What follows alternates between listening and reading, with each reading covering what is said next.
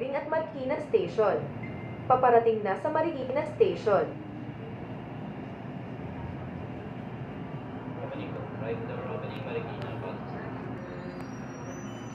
Sa loob ng tren, igalang po natin at paupuin ang mga nakatatanda, buntis at mga may kapansanang pasahero.